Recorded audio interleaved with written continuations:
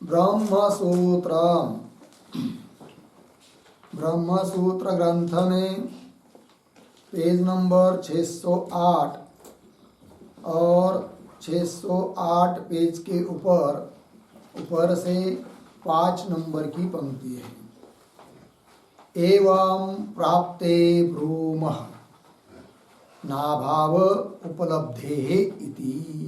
ठीक है, तो बात यह चल रही है द्वितीय अध्याय द्वितीय पाद और द्वितीय पाद का यह 5 नंबर का अधिकरण है और इस अधिकरण का नाम अभावाधिकरण और इस अधिकरण का विचार विषय है जो बौद्धों के शिष्यों में से योगाचार नाम का एक जो शिष्य है कि केवल विज्ञान मात्र अस्तित्ववादी है, केवल विज्ञान ही है, विज्ञान के अलावा और कोई बाह्य आदि पदार्थ नहीं है, ऐसा उसका सिद्धांत है और उसका सिद्धांत ही इस अधिकरण का विचार विषय है।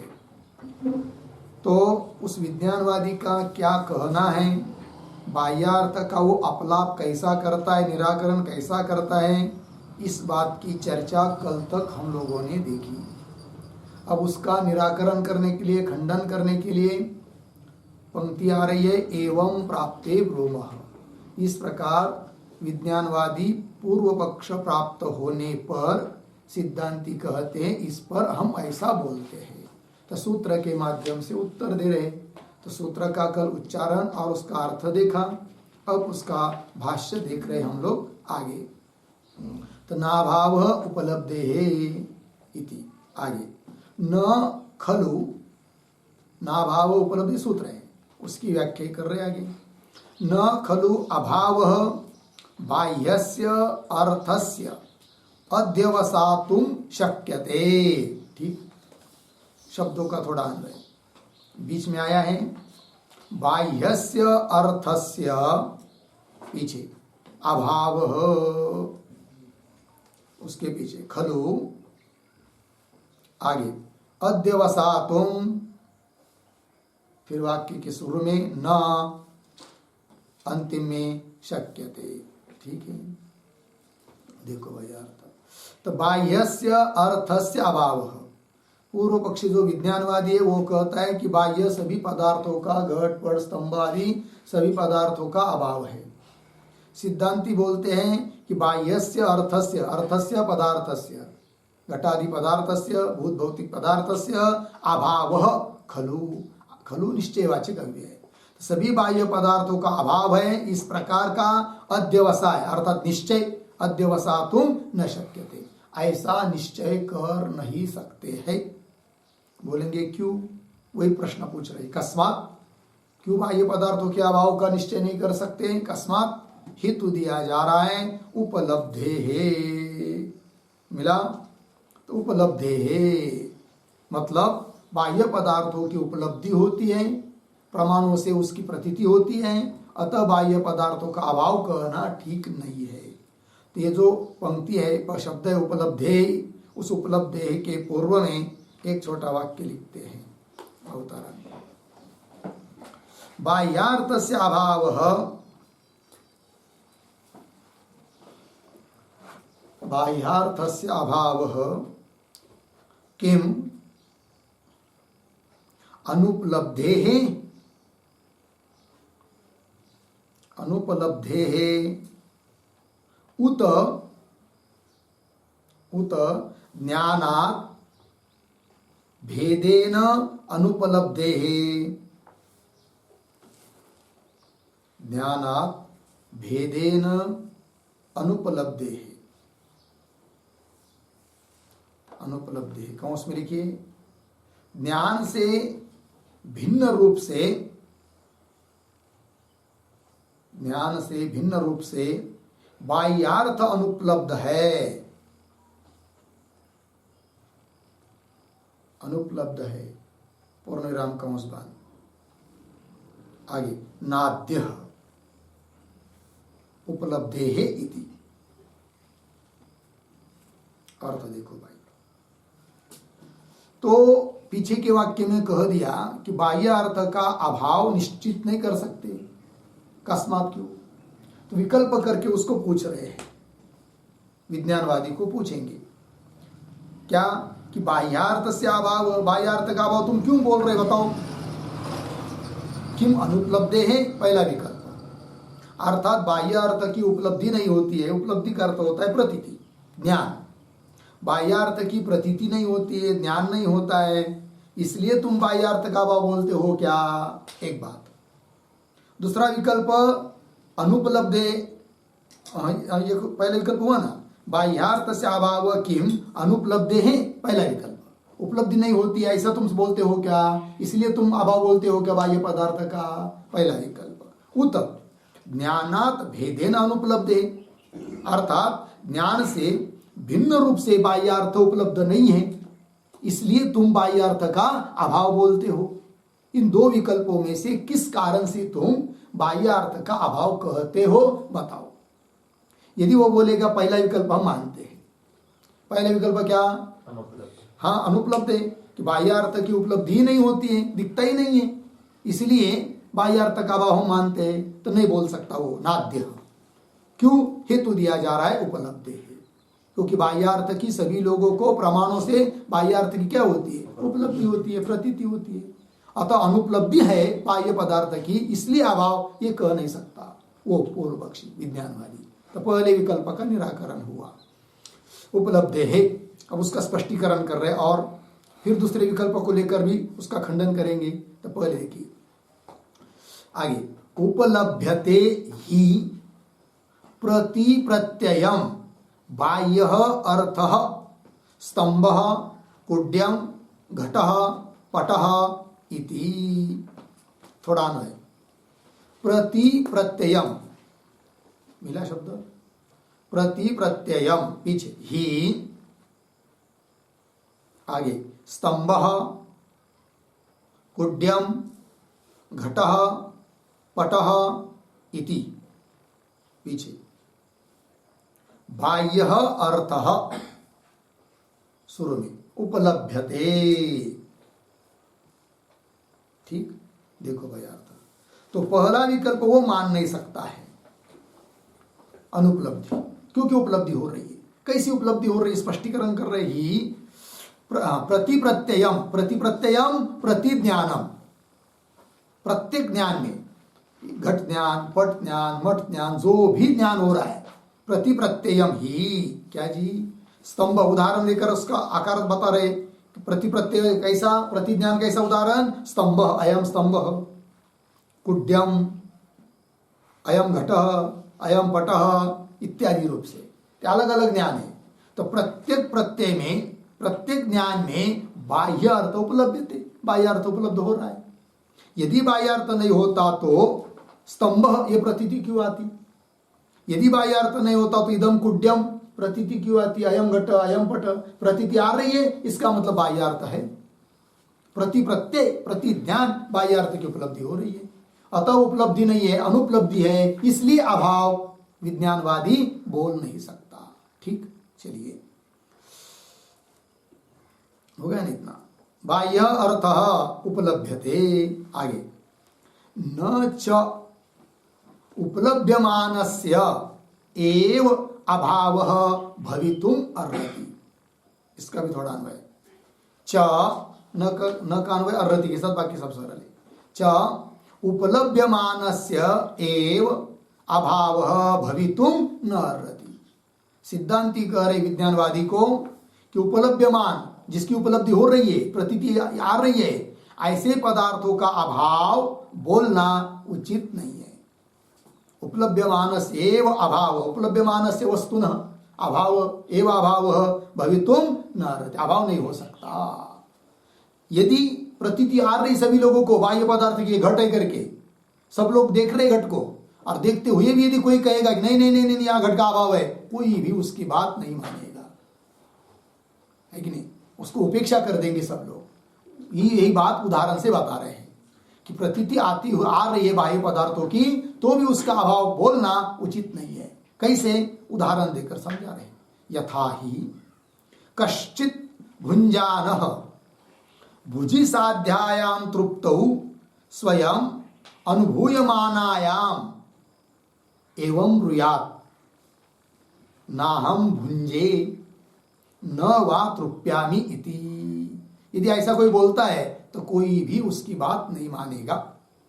तो क्या बोल रहा है वो, थोड़ा सा उस शब्दों का भी अन्वय करेंगे। तो कैसे, दो चार शब्द सरल है शुरू के। यथा ही कश्चित भुंजानः भुजि साध्यायाम, फिर एक शब्द छोड़कर, स्वयं अनुभूयमानायाम, पीछे तृप्तौ, आगे एवं ब्रूयात्, पुनः थोड़ा आगे एक शब्द छोड़कर अहम, पीछे न, आगे भुंजे अर्धविराम, न वा तृप्यामि इति। ठीक है, अर्थ देखो भाई। यथा, जिस प्रकार, कश्चित कोई व्यक्ति, कोई मनुष्य, भुंजानः भोजन कर रहा है, और भोजन करता हुआ भी, और कितना ही नहीं, भोजन करते करते करते उसको स्वयं तृप्ति भी हो रही है। और ऐसा होता हुआ भी यदि वो कहेगा कि नहीं नहीं नहीं मैं भोजन नहीं कर रहा हूं, और कर रहा है भोजन और मुझे तृप्ति भी नहीं हो रही है, ऐसा यदि कोई कहेगा तो उसकी बात कोई मानेगा क्या? बोलेगा क्या पागल आदमी, खा रहा है और बोल रहा है मैं नहीं भोजन कर रहा हूँ, और तृप्त हो रहा है, ढेकर देते जा रहा है एक एक एक करके, और बोल रहा है कि मैं तृप्त नहीं हो रहा हूँ, कोई बात उसकी नहीं मानेगा। ये बात अर्थात प्रतीति उपलब्ध हो रही वस्तु की, और उपलब्धि होते हुए भी कोई कहेगा कि अभाव है, कोई उसकी बात नहीं मानेगा। सिद्धांत आगे की पंक्ति में दे रहे हैं। यथा, पुनः इस पंक्ति को देखिए, यथा ही कश्चित कोई व्यक्ति भुंजान भोजन करता हुआ, और भुजि साध्यायाम भोजन से साध्य, भोजन से प्राप्त होने वाली कौन? तृप्ति। कैसी तृप्ति? दूसरे को अनुभव हो रहा है ऐसी नहीं, स्वयं अनुभूयमानायाम तृप्तो, स्वयं को जिसका अनुभव हो रहा है ऐसी तृप्त हो रहा है, होने पर भी सप्तमी एवं ब्रूया, तो भी यदि ऐसा बोलेगा क्या? अहम न भुंजे, मैं भोजन नहीं कर रहा हूं, न वा तृप्यामि, मैं तृप्त भी नहीं हो रहा हूं इति।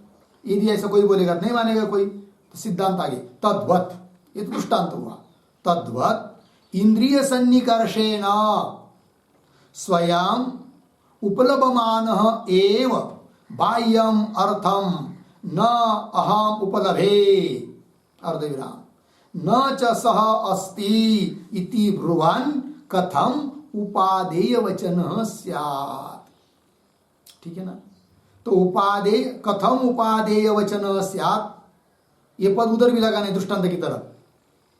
कैसे? न वा तृप्यामि इति, यदि ऐसा कोई बोलता है तो कथम उपादेय वचनः स्यात्, कैसा वो ग्राह्य वचन वाला होगा, अर्थात कौन उसकी बात मानेगा? कोई नहीं मानेगा। उसी प्रकार सिद्धांत, तद्वत, उस प्रकार इंद्रिय सन्निकर्षेण, ठीक है, यहां पर भी थोड़ा अन्वय, तद्वत इंद्रिय सन्निकर्षेण, इतना हुआ। फिर आगे दो शब्द छोड़कर आगे, बाह्यम अर्थम, उसके पीछे स्वयं उपलभमानः एव, मिल रहे ना पद। फिर आगे जाकर थोड़ा एक शब्द छोड़कर आगे, अहम, उसके पीछे न उपलभे, फिर एक शब्द छोड़कर आगे च सह, पीछे न अस्ति, आगे आगे सरले इति ब्रुवन् कथम उपादेय वचनः स्यात्। तो दृष्टांत बताया उसकी तरह, तद्वत इंद्रिय सन्निकर्षेण, इंद्रिय और अर्थ का सन्निकर्ष, संयोग आदि, इंद्रिय चक्षुरादि, अर्थ घटादि, उनका सन्निकर्ष संयोग आदि। तो इंद्रिय सन्निकर्ष के द्वारा बाह्यम अर्थम, बाह्य घटादि पदार्थों को स्वयं उपलब्धमान एव, है कि नहीं? स्वयं उपलब्ध कर रहा है कोई व्यक्ति, चाहे विज्ञानवादी भी, उसको भी नहीं दिखता है कि बाह्य अर्थ दिखता ही है। तो स्वयं उपलब्धमान एव, स्वयं उपलब्ध कर रहा है, ज्ञान हो रहा है उसका घटादि पदार्थों का, बाह्य पदार्थों का। और यदि कहेगा अहम न उपलब्धे, मुझे किसी घटादि पदार्थ का, बाह्य पदार्थ का प्रत्यक्ष नहीं हो रहा है, च और सह बाह्य अर्थ न अस्ति, और कोई बाह्य अर्थ है भी नहीं, इति, ऐसा यदि कोई बोलता है तो इति ब्रुवन्, ऐसा कोई बोलता हुआ व्यक्ति है तो कथम उपादेय वचन स्यात्, वह व्यक्ति उपादेय वचन, ग्राह्य वचन है कि नहीं, कैसा होगा? अर्थात नहीं होगा, अर्थात उसकी बात कोई नहीं मानेगा। सभी लोग बोलेंगे झूठा आदमी, छोड़ो उसकी बात, देख रहा है सब कुछ कर रहा है और बोलता है कि नहीं नहीं करके, तो कोई नहीं मानेगा। अर्थात पदार्थों की उपलब्धि हो रही है। तो दो विकल्प किए थे ना। पहला विकल्प क्या था? अरे विज्ञानवादी तुम बाह्य अर्थ का अभाव मानते हो, क्या कारण? अनुपलब्धि इसलिए अभाव मानते हो, अथवा ज्ञान से भिन्न तुमको उपलब्ध नहीं होता इसलिए अभाव मानते हो। तो पहला विकल्प का निराकरण हुआ। यदि वो कहता है कि अनुपलब्धि है बाह्य पदार्थ की इसलिए हम अभाव मानते हैं, तो कहाँ अनुपलब्धि है? सभी लोगों को तो बाह्य अर्थ की इंद्रिय आदि के द्वारा उपलब्धि है, उपलब्धि ही है, अनुपलब्धि है नहीं है। अतः अनुपलब्धि के कारण हम अभाव मानते बाह्य पदार्थ का, ये कह नहीं सकता विज्ञानवादी। ठीक है, आगे चलिए। अब दूसरा विकल्प वो कहने का प्रयास करेगा विज्ञानवादी। क्या कहेगा? अरे भाई हम कहा कहते बाह्य पदार्थ उपलब्ध नहीं होता, उपलब्ध होता है किंतु ज्ञान से अतिरिक्त उपलब्ध नहीं होता, यह हम मानते हैं, इसलिए बाह्य पदार्थ का अभाव है, ज्ञान से अतिरिक्त नहीं है, यह हम कहते हैं। ऐसा यदि बोलता है विज्ञानवादी तो उसका भी निराकरण करेंगे। पहले वो देखिए पंक्ति आ रही है, ननु, तो ननु इत्यादि पंक्ति जो है उसके ऊपर लिखिए आक्षेप।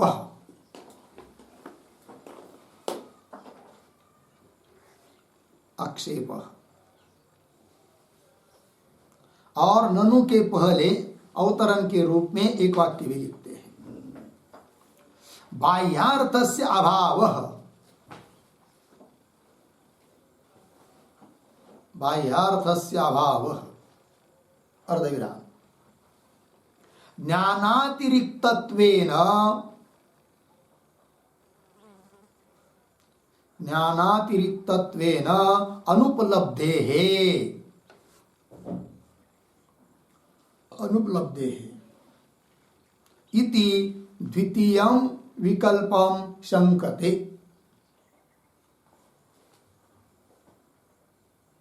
इति द्वितीयं विकल्पं शंकते ननु इति।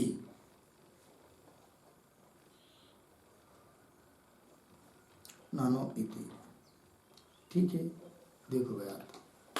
अब वो कहेगा विज्ञानवादी कि बाह्य अर्थ का अभाव है। अभाव है मतलब क्यों? वो कहेगा कि ज्ञानातिरिक्तत्वेन अनुपलब्धि, ज्ञान से अतिरिक्त उपलब्ध नहीं इसलिए अभाव है। जो भी उपलब्ध हो रहा है वो क्या है? ज्ञान नहीं है, विज्ञान नहीं है। विज्ञान ही पदार्थ का आकार धारण करता है, उससे अतिरिक्त पदार्थ नहीं है, इसलिए हम बाह्य पदार्थ का अभाव बोलते हैं। ऐसा यदि वो बोलेगा द्वितीय विकल्प को लेकर, तो वही कह रहा है, वो स्वयं पहले अपने बात बोल रहा है ननु से। ज्ञानातिरिक्तत्वेन अनुपलब्धे इति द्वितीयं विकल्पम शंकते, द्वितीय विकल्प को लेकर वो बोल रहा है विज्ञानवादी ननु इत्यादि पंक्ति से। तो क्या कह रहा है? देखो, ननु न अहम एवं ब्रवीमि, क्या कि न कंचित अर्थम उपलभे इति अर्धविराम, किंतु उपलब्धि व्यतिरिक्तम न उपलभे इति ब्रवीमि। ये पूर्व पक्षी का ग्रंथ यहाँ तक हुआ। क्या कहता है वो देखिए, ननु न अहम एवं ब्रवीमि, अहम एवं न ब्रवीमि। मैं ऐसा थोड़ी कह रहा हूं कि उपलब्ध नहीं हो रहा है बाह्य अर्थ, ऐसा नहीं बोलता हूं मैं। फिर क्या बोलता हूं?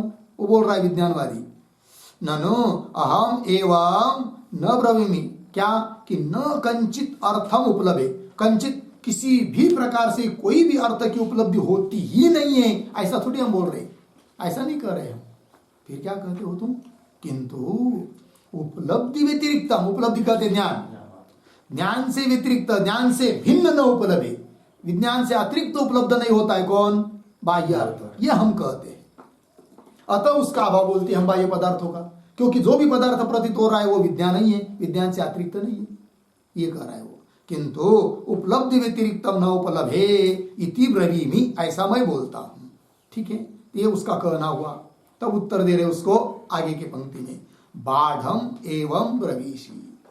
ये जो पंक्ति है बाढ़म इत्यादि, उसके ऊपर लिखिए समाधानम।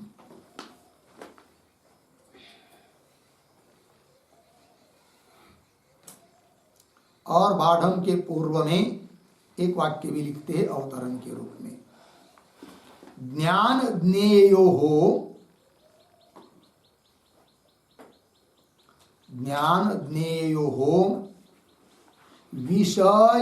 विषय भावेन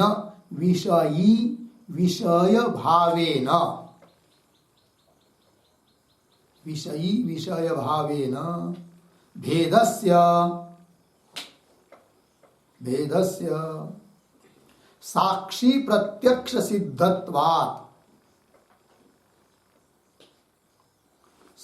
प्रत्यक्ष सिद्धत्वात् अभेदाभिधानम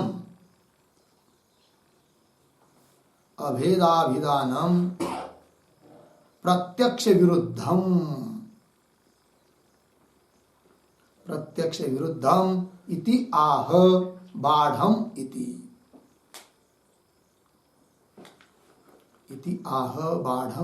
ठीक है।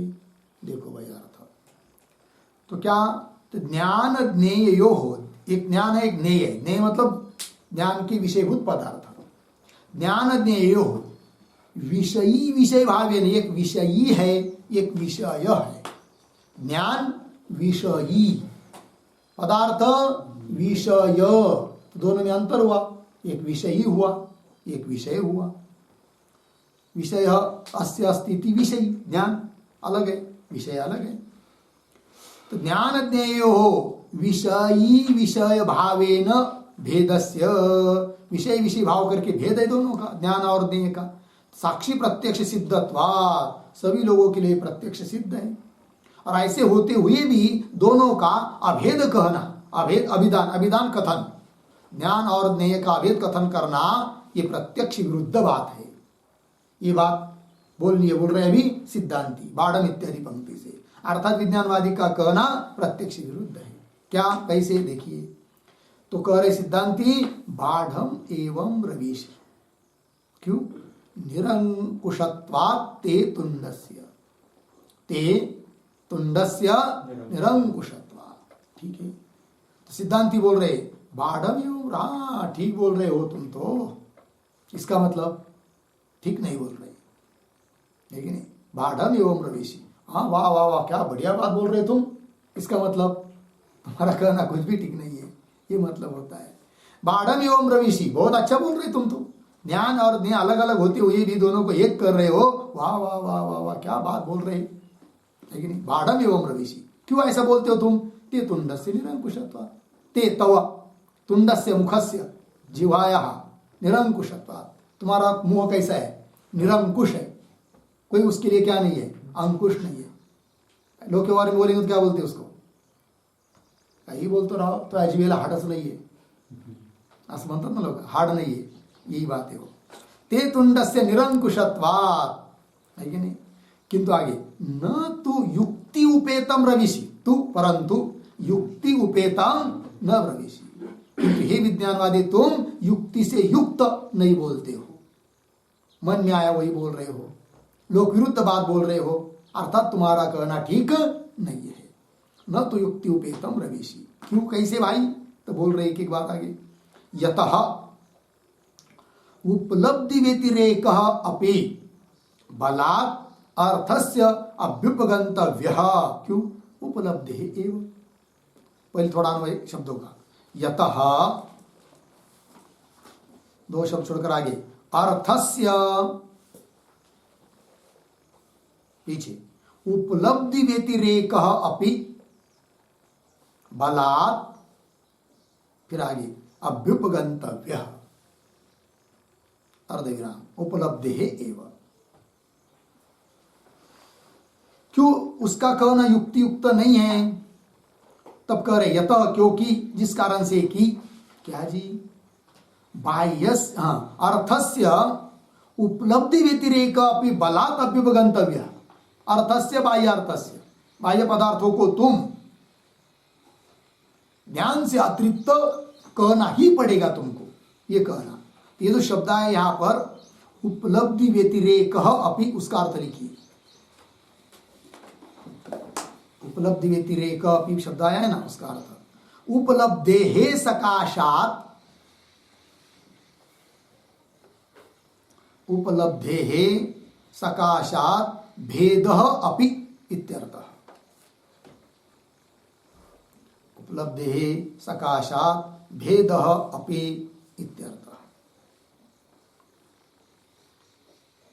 देखिए भैया, यतः भाष्य पंक्ति में, यतः क्योंकि अर्थस्य नाम बाह्य अर्थस्य क्या जी, उपलब्धि व्यतिरेक अपि, उपलब्धि व्यतिरेक अर्थ कर दिया, उपलब्धेः सकाशात् भेद, उपलब्धि ज्ञान, उपलब्धि शब्द अर्थ क्या है, ज्ञान, सकाशात से पासून, उपलब्धे सकाशात भेद, किसका पीछे आया, अर्थस्य, पंक्ति की भाषा की, यतः क्योंकि अर्थस्य नाम बाह्य अर्थस्य, क्या जी बाह्य अर्थ का, उपलब्धि व्यतिरेक, अर्थात उपलब्धि से ज्ञान से भेद भी तुमको भला इच्छा न होते हुए भी जबरदस्ती अभ्युपगंतव्य मानना ही पड़ेगा। कौन कह रहे, सिद्धांती, किसको, विज्ञानवादी को। ये विज्ञानवादी तुम जो कह रहे हो ज्ञान से अतिरिक्त बाह्य पदार्थ नहीं है, किंतु हम कहते हैं कि बाह्य अर्थों को तुमको ज्ञान से अतिरिक्त जबरदस्ती मानना ही पड़ेगा।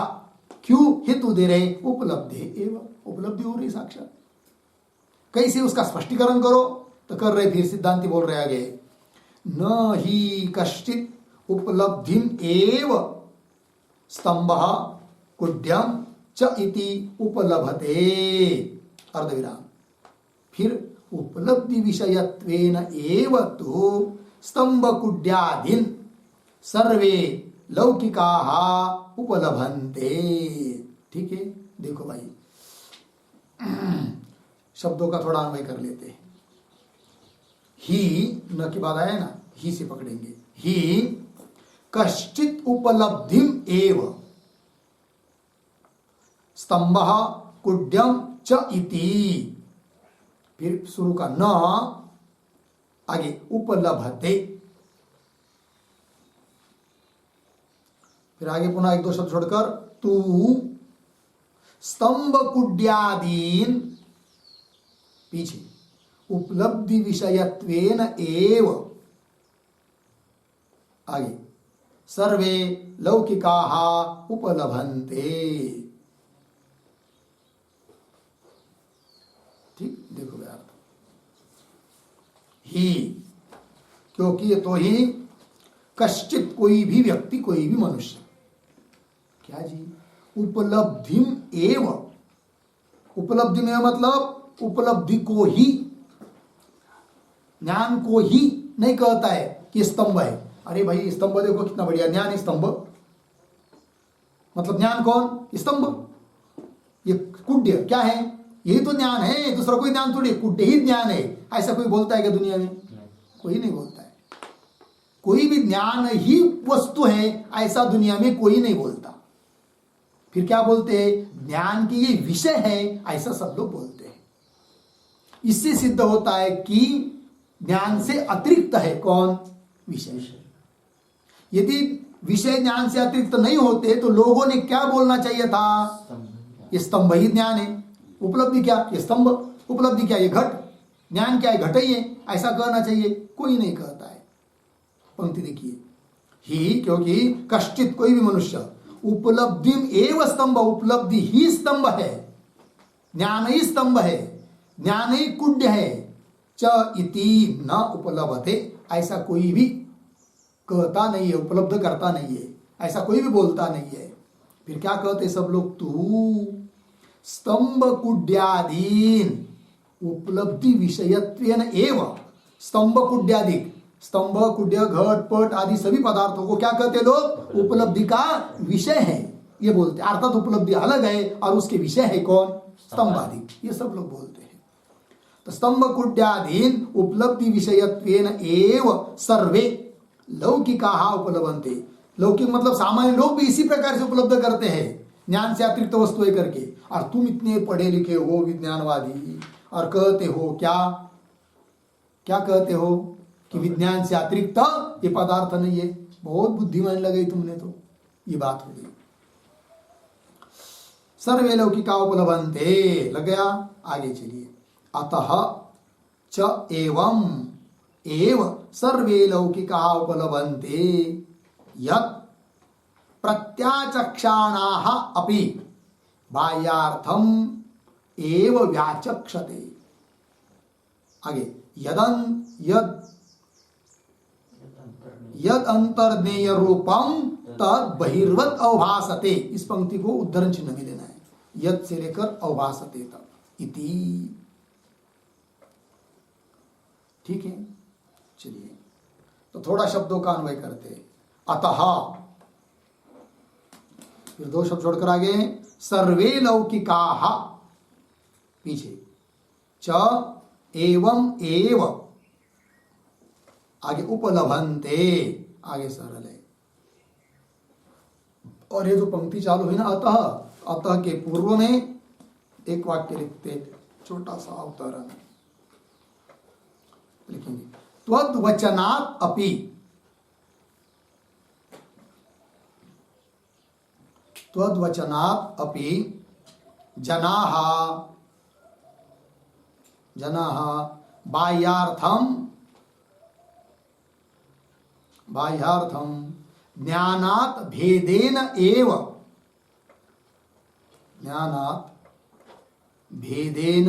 एव उपलभन्ते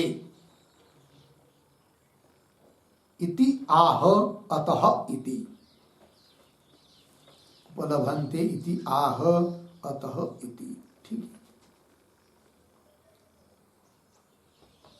सिद्धांती बोल रहे उस विज्ञानवादी को क्या कि त्वद्वचनात् अपि, हे विज्ञानवादी तुमने जो बात बताई है उस तुम्हारे वचन से भी ये जाना जाता है क्या कि ज्ञान से अतिरिक्त बाह्य अर्थ है करके। कैसा तुम्हारा कौन सा वचन है तुमको याद नहीं है, लेकिन हम उसको याद दिलाते हैं। सिद्धांती बोल रहे हैं किनको? विज्ञानवादी को, पूर्व पक्षी। पंक्ति देखिए, त्वद्वचनादपि जनाः लोग बाह्यार्थम, बाह्यार्थ को ज्ञानात् भेदेन, ज्ञान से भिन्न करके, भिन्न रूप से जानते बाह्यार्थ को, उपलभन्ते, इस बात को बोल रहे हैं अतः इत्यादि पंक्ति से। तो भाष्य में आइए, अतः सर्वे लौकिकाः, सामान्य लोग, सभी लौकिक लोग, एवं एव उपलभन्ते, इसी प्रकार से उपलब्ध करते हैं, बोलते कहते हैं। उपलभन्ते प्रतीति उनको आती है। कैसा उपलभन्ते? क्या? यत् प्रत्याचक्षाणाः अपि बाह्यार्थम एव व्याचक्षते। ठीक है, यत् प्रत्याचक्षाणाः अपि, प्रत्याचक्षणा कौन है? वो प्रत्याचक्षाणाः विज्ञानवादी न, विज्ञानवादी है वो। और उस शब्द का अर्थ क्या होता है फिर? खंडन करते हुए, प्रत्याख्यान करते हुए। यत् प्रत्याचक्षाणाः अपि, मतलब जो लोग विज्ञानवादी लोग, तुम लोग खंडन कर रहे, निराकरण कर रहे, प्रत्याक्षणापि बाह्यार्थम एवं व्याचक्षते, बाह्यार्थ का निराकरण भी करते हो और पुनः बाह्यार्थ की इस प्रकार से व्याख्या भी करते हो।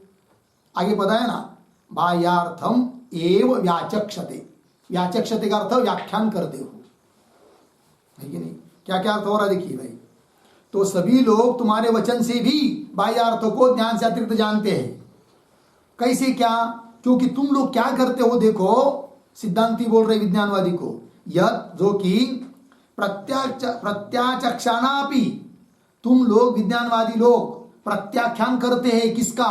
बाह्यार्थ का। प्रत्याख्यान करते मतलब निराकरण करते, खंडन करते, बाह्यार्थों को नहीं मानते हो, तो भी प्रत्याचक्षाणापि बाह्यार्थम एव व्याचक्षते, तो भी उस बाह्यार्थ की इस प्रकार से व्याख्या करते हो। इसलिए तुम्हारे वचन से लोग जानते हैं कि बाह्यार्थ है, लेकिन क्या बोलते, क्या तुम्हारी व्याख्या, कैसी व्याख्या करते हो तुम बताओ, है कि नहीं? तो बता रहे सिद्धांति उसको, विज्ञानवादी को क्या की है विज्ञानवादी ने व्याख्या, परिभाषा, यद अंतः नेय रूपम तत् बहिर्वत अभासते इति। वो कहता है विज्ञानवादी, ये उसका वाक्य है कि यद अंत, जो पदार्थ अंदर भीतर ही ज्ञेय रूपम, ज्ञेय रूप है, वह पदार्थ तत् बहिर्वत अभासते, बाहर की तरह भासता है। अब हे विज्ञानवादी, तुम एक बात बताओ, यदि तुम्हारी दृष्टि से बाहर का पदार्थ कुछ है ही नहीं है विज्ञान के अलावा, तो बाहर की तरह भासता है कैसा तुम बोलते हो? अंदर का पदार्थ बाहर की पदार्थ बाहर की पदार्थ की तरह भासता है, किंतु बाहर का पदार्थ तुम्हारी दृष्टि से है ही नहीं, तो तुम ये बोल ही कैसे सकते हो? जबकि तुम बोल रहे हो कि बाहर की पदार्थ की तरह भासता है, इसका मतलब बाहर के पदार्थ तुम स्वयं मान रहे हो, इसलिए लोग भी बाहर के पदार्थ को मानेंगे ही ना, तुम्हारे वचन से सिद्ध हो रहा है। ये बात हो रही है, लग गया? चलिए, यद अंतज्ञेय रूपम तद बहिर्वत अवभासते इति, और स्पष्ट कर रहे इस बात को। आगे देखिए, ते अपि सर्वलोक प्रसिद्धाम बहिः अवभासमानां संविदम प्रतिलभमानाः प्रत्याख्यातु कामाश्च बाह्यम अर्थम बहिर्वत इति वत्कारम कुर्वन्ति। ठीक है, कुर्वन्ति का कर्ता कौन है? ते अपि। ते अपि शब्द से कौन लेंगे? हाँ, ते अपि मतलब विज्ञानवादिनः अपि। क्या बोलकर, कैसे क्या कहते? कुर्वन्ति, वत्कारम कुर्वन्ति। देखो भाई, ते अपि विज्ञानवादिनः, विज्ञानवादी लोग भी क्या सर्वलोक प्रसिद्धाम, जो बात सभी लोगों के लिए प्रसिद्ध है, क्या प्रसिद्ध है? बहिः अवभासमानां संविदम, सभी लोग कहते हैं कि बाहर प्रतीत होती है संविद, उपलब्धि, ज्ञान, घट आदि पदार्थ है कि नहीं, ये सब प्रतीत होता है और उसका ज्ञान भी अलग है। तो हाँ, सर्वलोक प्रसिद्धाम बहिः अवभासमानां संविदम, मिला? प्रतिलभमानाः, प्रतिलभमाना का अर्थ होता है उपलब्ध करते हुए। फिर आगे, प्रत्याख्यातु कामाश्च बाह्यार्थम, कैसा पढ़ेंगे?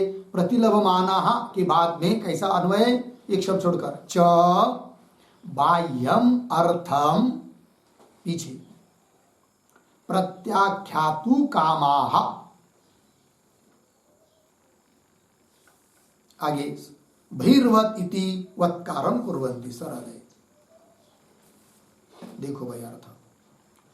विज्ञानवादी लोग भी, ते अपि सर्वलोक प्रसिद्धाम, सभी लोगों के लिए जो बात प्रसिद्ध है कि बहिः अवभासमानम संविदम, बाहर में प्रतीत होने वाली, अवभासित होने वाली संविद पदार्थ आदि सब, तो प्रतिलभमानाः, उपलब्ध करते हुए, संविद को, उपलब्धि को उपलब्ध करते हुए, च और बाह्यम अर्थम प्रत्याख्यातु कामा, और बाह्य अर्थों को क्या करते हैं? प्रत्याख्यान करने की भी कामना रखते हो, इच्छा रखते हो तुम लोग विज्ञानवादी, है कि नहीं? सभी लोग प्रसिद्ध जो अर्थ है बाह्य अर्थ, उसको तुम उपलब्ध भी कर रहे हो। यदि उपलब्ध नहीं करते तो क्यों कहते बहिर्वत अवभासते? तो सभी लोग जिन बाह्य पदार्थों को मानते हैं, उस पदार्थों की तुमको प्रतीति भी हो रही है, उपलभमानापि, और इतने के बावजूद भी बाह्यमर्थम प्रत्याख्यातु कामा, बाहर के पदार्थ का निराकरण करने की भी तुमको इच्छा है कि नहीं? इसीलिए तो तुमने लिख दिया क्या? बहिर्वत इति वत्कारम कुर्वन्ति। बहिर्वत, बाहर की पदार्थ की तरह प्रतीत होते अंदर के पदार्थ, ऐसा तुम कह रहे। वत्कार, इसको वत्कार बोलते हैं, वत, बहिर्वत, बाहर की तरह, ये बोल रहे हो। इसका मतलब बाहर के पदार्थ को तुम स्वतः मान रहे हो, ये बात हो गई, जो कि सभी लोग, सामान्य लोग मानते हैं, और उसका निराकरण करना भी चाहते हो, है कि नहीं? यदि बाहर के पदार्थों को तुम नहीं मानते तो वत्कार क्यों करते? बहिर्वत, ऐसा नहीं बोलते, है कि नहीं? वही कह रहे, बहिर्वत इति वत्कारम कुर्वन्ति। आगे, इतरथा, नहीं तो, इतरथा ही कस्मात् बहिर्वत इति वद ब्रूयुः, नहीं तो यदि बाहर के पदार्थ तो तुमको मान्य ही नहीं होते तो कस्मात्, किस कारण से तुम ऐसा बोलते कि बहिर्वत, बाहर की तरह ऐसा क्यों बोलते? किंतु बोल रहे बहिर्वत, इसका मतलब बाहर के पदार्थ की सत्ता तुम मान रहे हो, ये बात सिद्ध हो रही है। सिद्धांति बोल रहे विज्ञानवादी को, ये तरह था ही कस्मात् बहिर्वत इति ब्रूयुः, हो गया। ये जो पंक्ति है ना, इतर था, उस इतर था के पूर्व में छोटा वाक्य लिखिए,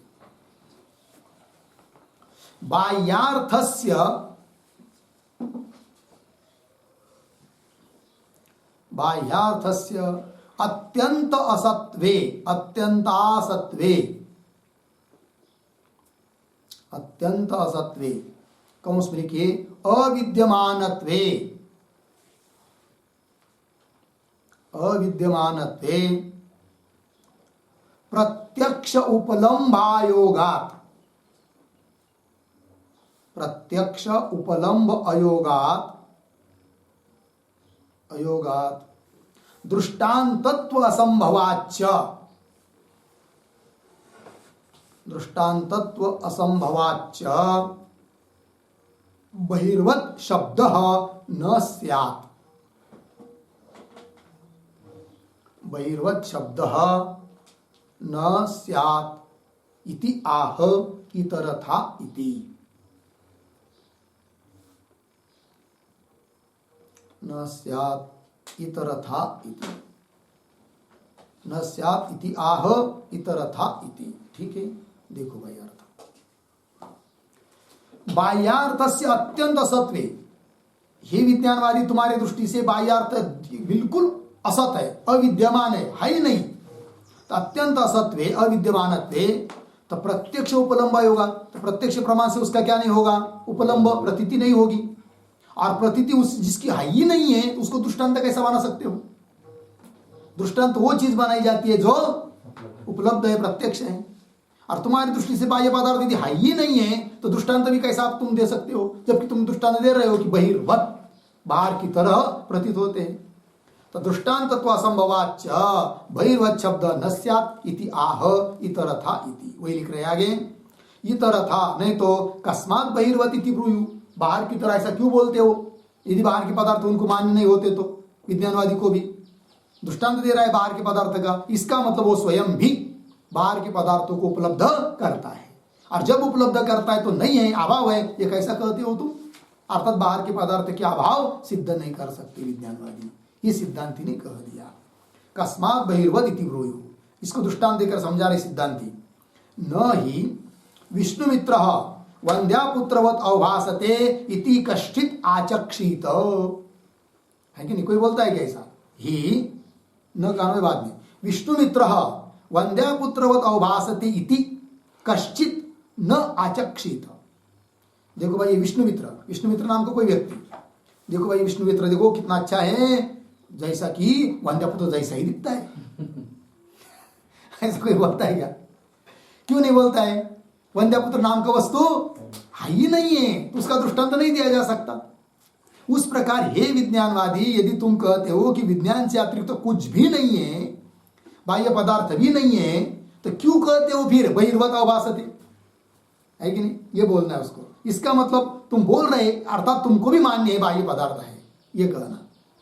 नहीं विष्णुमित्र वंद्यापुत्रवत् अवभासते इति कश्चित् आचक्षित, कोई नहीं कहता है। ठीक है, आगे, तस्मात् यथानुभवं तत्त्वम् अभ्युपगच्छद्भिः बहिः एव अवभासते इति युक्तम अभ्युपगन्तुम्, अर्धविराम, न तु बहिर्वत् अवभासते इति।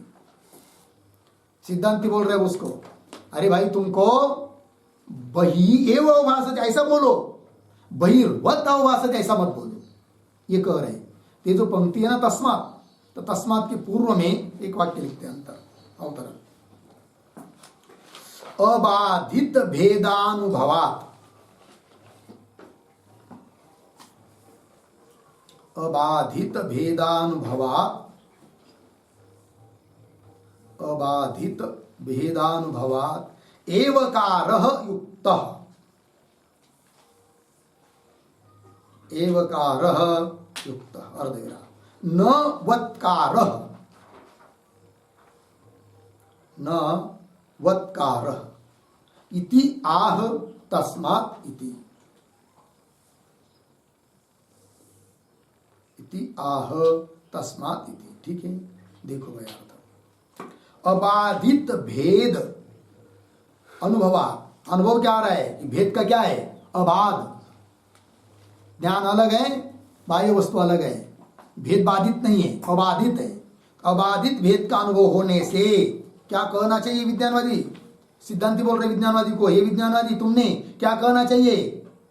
यदि भेद अबाधित है, अबाधित भेद का अनुभव है, तो एवकार युक्त, तुमने एवकार का प्रयोग करना चाहिए, न तो वत्कार।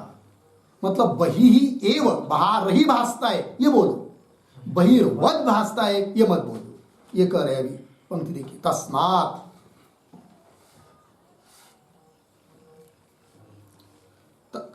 तस्मात् यथा अनुभवम तत्वम अभ्युपगच्छद्भिः, यथा अनुभवम, अनुभव के अनुसार, तत्व को स्वीकार करने वाले लोगों के द्वारा, अभ्युपगच्छद्भिः, ऐसे लोगों के द्वारा क्या कहना चाहिए, बहिः एव अवभासते इति। इति क्या, इति एक शब्द छोड़कर आगे, अभ्युपगंतुम पीछे युक्तम, ऐसा युक्तम को बाद में लेना, इति अभ्युपगंतुम युक्तम, ऐसा ही मानना चाहिए, ऐसा ही स्वीकार करना चाहिए। क्या स्वीकार करना चाहिए, बहिः एव अवभासते, बाहर भासता है, ये स्वीकार करना चाहिए। किसने,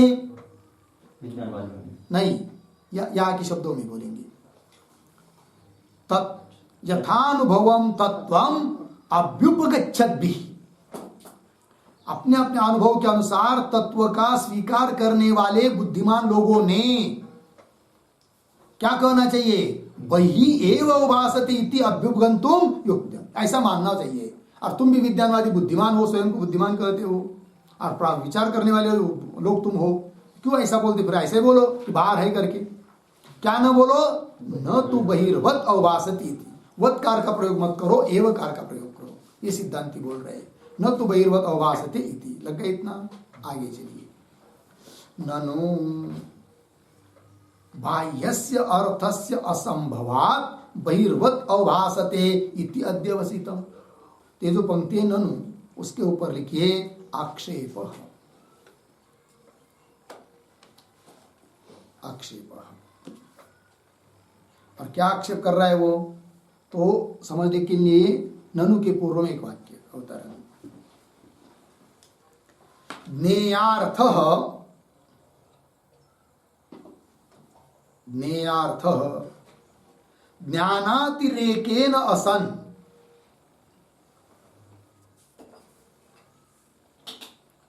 ज्ञानातिरेकेन असन असंभवात्, असंभवात् इति कथित बाधात्, कथित बाधात् वत्करणम, वत्करणम इति शंकते ननु इति,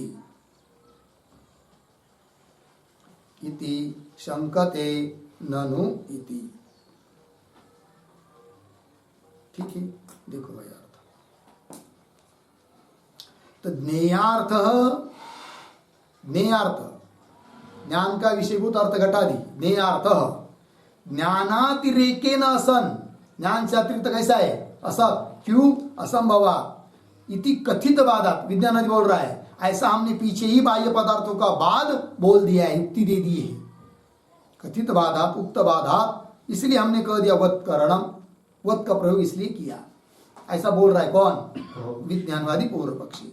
वत्करणमिति शंकते ननु से, तो पंक्ति देखिए ननु, ननु बाह्यस्य अर्थस्य असंभवात्, बाह्य अर्थ का क्या है, असंभव है कि नहीं, और बाह्य अर्थ का असंभव है, किस कैसा असंभव है, ज्ञान से अतिरिक्त असंभव है, ऐसा बोला था कौन, विज्ञानवादी, वही अब बोल रहा है। ननु बाह्यस्य अर्थस्य असंभवात्, बाह्य अर्थ का असंभव होने के कारण बहिर्वत अवभासते इति अध्यवसितम्, इसलिए हमने कह दिया कि बाहर की तरह, क्योंकि बाहर है नहीं, ज्ञान से अतिरिक्त पदार्थ हो नहीं सकता, असंभव है, और असंभव है, संभव होता तो कह देते बहिर्एव, किंतु संभव नहीं है, असंभव है, इसलिए हमने कह दिया बहिर्वत, बाहर की तरह। ठीक है, देखो भाई, ननु बाह्यस्य अर्थस्य असंभवात् बहिर्वत अवभासते इति अध्यवसितम्, ऐसा हमने निश्चय कर चुके हैं, किया है। ये बोलता है यदि विज्ञानवादी, तो उत्तर दे रहे उसको, नायम साधु अध्यवसाय, ये जो पंक्ति नायम, उसके ऊपर लिखिए समाधान।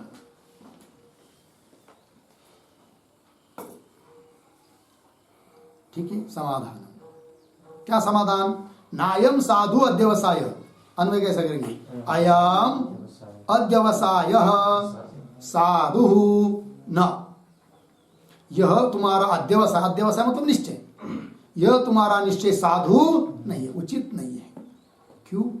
आगे करें, यतः, क्योंकि प्रमाण प्रवृत्ति अप्रवृत्ति पूर्वकौ संभव असंभवौ अवधार्येते, अर्धविराम, न पुनः संभव असंभव पूर्विके प्रमाण प्रवृत्ति अप्रवृत्ति। ठीक है, देखो भाई, तो क्यों तुम्हारा निश्चय साधु नहीं है, ये सिद्धांती बोल रहे हैं विज्ञानवादी को। यतः, क्योंकि तुम कहते हो विज्ञानवादी कि बाह्य पदार्थ का संभव नहीं है। संभव शब्द का अर्थ होता है सत्ता, और बाह्य पदार्थ का संभव नहीं मतलब सत्ता नहीं है। किंतु ये निर्णय तुमने कैसे किया सत्ता है या नहीं है? हम तो कहते सत्ता है बाह्य पदार्थ की। तो वो पूछेगा विज्ञानवादी सिद्धांतियों को, तुम क्यों बाह्य पदार्थ की सत्ता मानते हो? तब सिद्धांती कहेंगे इसलिए बाह्य पदार्थ की हम सत्ता मानते हैं कि प्रमाण की प्रवृत्ति हो रही है। तो प्रमाण की प्रवृत्ति यदि हो रही है तो बाह्य पदार्थ की सत्ता है, ये सिद्धांत। और प्रमाण की प्रवृत्ति नहीं हो रही है तब बाह्य पदार्थ की सत्ता नहीं। जैसे घट है बाहर, चक्षुरादि प्रत्यक्ष प्रमाण की प्रवृत्ति हो रही कि नहीं? प्रमाण की प्रवृत्ति हो रही है, अतः घट है। प्रमाण के अधीन सिद्धि होती है वस्तु की, है कि नहीं? और वंद्यपुत्र के लिए किसी प्रमाण की प्रवृत्ति होती है क्या? नहीं। क्यों? प्रमाण की प्रवृत्ति नहीं हो रही है, अतः वो है नहीं है। कौन? वंद्यपुत्र आदि, है कि नहीं? और तुम क्या कहते हो विज्ञानवादी? संभव है, यदि होगा तो प्रमाण की प्रवृत्ति होगी, नहीं है तो प्रमाण की प्रवृत्ति नहीं होगी। ऐसा नहीं होता है। प्रमाण की प्रवृत्ति के और प्रवृत्ति अप्रवृत्ति के अधीन होता है वस्तु की सत्ता असत्ता। और विज्ञानवादी तुम उल्टा बोलते हो, ये कह रहे हैं। पंक्ति देखिए, यतः प्रमाण प्रवृत्ति अप्रवृत्ति पूर्वकौ, प्रमाण की प्रवृत्ति और अप्रवृत्ति पूर्वक होता है क्या? संभव असंभव अवधार्यते, संभव असंभव, संभव और असंभव का अवधारण होता है, निश्चय होता है। अर्धविराम, इसका उल्टा उल्टा नहीं होता है क्या? न पुनः संभव असंभव पूर्विके प्रमाण प्रवृत्ति अप्रवृत्ति, न संभव और असंभव पूर्वक प्रमाण की प्रवृत्ति और अप्रवृत्ति ऐसा होता नहीं है। ये बात कह दिया, ठीक है। तो ये जो आया है ना, संभव असंभव पूर्विके इत्यादि, उसके ऊपर एक वाक्य लिखते हैं। पदार्थस्य सत्ता, पदार्थस्य सत्ता नास्ति, नास्ति इति मनसा एव निश्चित्य, मनसा एव निश्चित्य तत्र प्रमाणाभावः, तत्र प्रमाणाभावः भवति इति बौद्धस्य अनुचितं भवति, इति बौद्धस्य अनुचितं भवति। ठीक है, देखो भाई अर्थ, पदार्थ से सत्ता नास्ति इति मनसा निश्चित, वो मन से पहले निर्णय कर लेता है कि पदार्थ के अमुक, हाँ नहीं नहीं वो नहीं है, पदार्थ सत्ता नहीं है, इसलिए प्रमाण का अभाव, ये वो बोलता है, जबकि वो गलत है। प्रमाण की प्रवृत्ति हो रही है तो भी प्रतीत नहीं हो रहा है, तब उसको मानो ना अभाव है, ये बात। तो पदार्थ से सत्ता नास्ति इति मनसा एव निश्चित्य तत्र प्रमाणाभाव भवति इति बौद्धस्य अनुचितम, ये बात। ठीक है, आइए भाष्य पंक्ति में, यतः प्रमाण प्रवृत्ति अप्रवृत्ति पूर्वक हो संभव असंभव अवधार्यते, न पुनः संभव असंभव, संभव असंभव पूर्विके प्रमाण प्रवृत्ति अप्रवृत्ति। इसी बात को स्पष्ट कर रहे और आगे की पंक्ति से, यद ही इत्यादि पंक्ति से।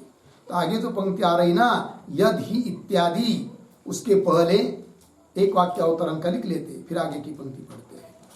लिखेंगे संभवः बराबर, संभवः बराबर सत्ता निश्चय, सत्ता निश्चय। आगे प्रमाणाधीन, प्रमाणाधीन अर्धविराम। असंभवः बराबर, असंभवः बराबर असत्व निश्चय, असत्व निश्चय। प्रमाण अभावाधीन, प्रमाण अभावाधीन अर्धविराम। न वैपरीत्यम, न वैपरीत्यम इति व्यवस्थां स्फुटयति, इति व्यवस्थां स्फुटयति यद ही इति।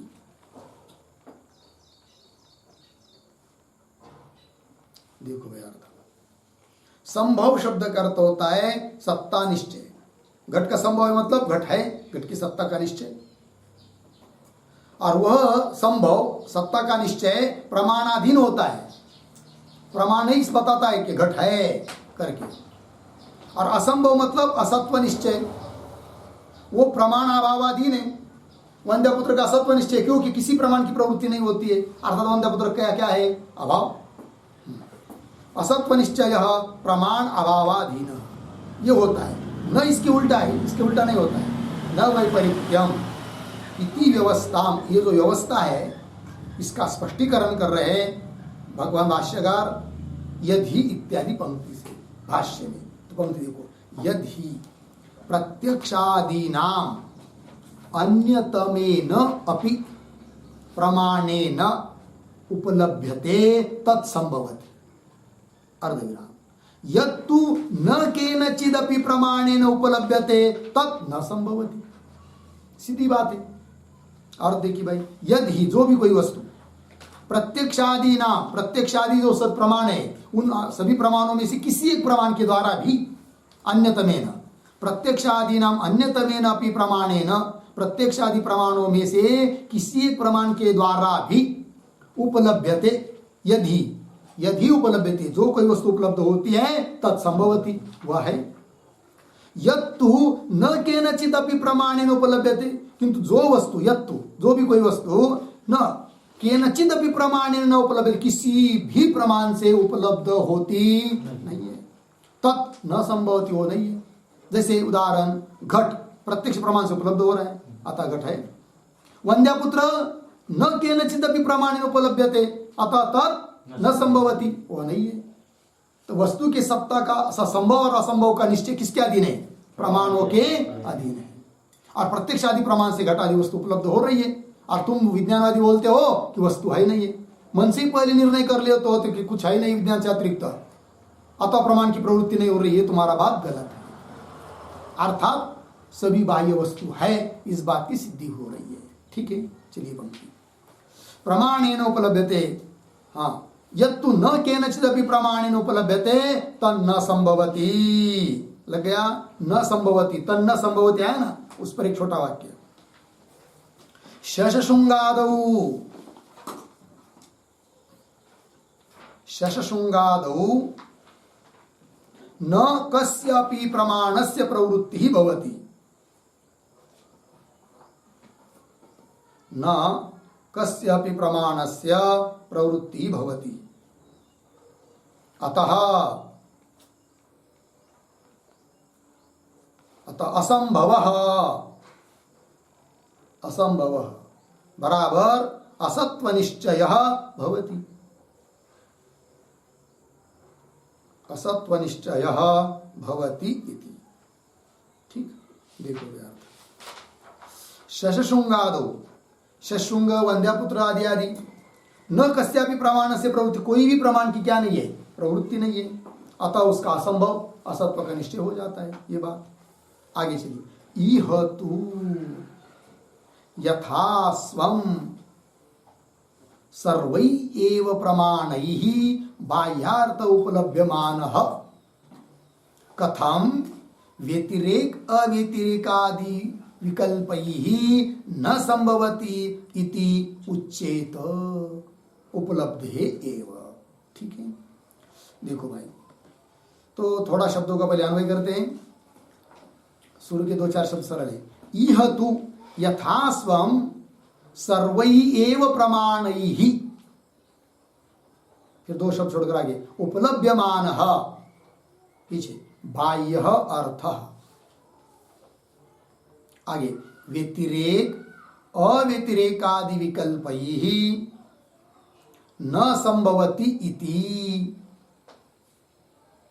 फिर पीछे ये थोड़ा सा 2-3 शब्द पीछे कथम, फिर आगे उच्चेत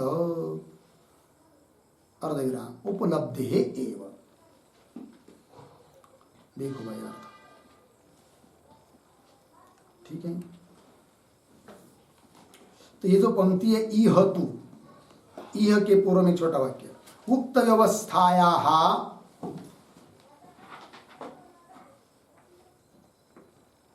उक्त व्यवस्थायाः फलम बाह्यार्थस्य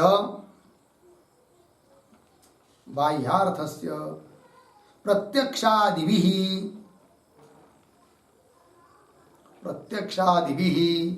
संभवं प्रतिपादयति,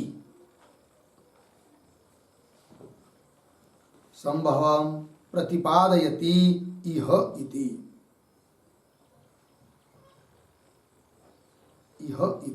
ठीक है।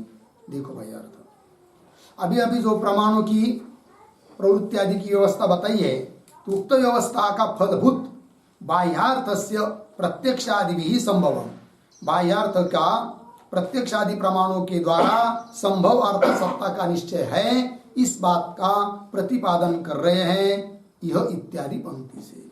पंक्ति देखिए, इह तु यथा स्वम सर्वै एव प्रमाणैः, क्या उपलभ्यमान बाह्य अर्थ, या तो यथास्वम का अर्थ लिखिए स्वभावानुसारेण,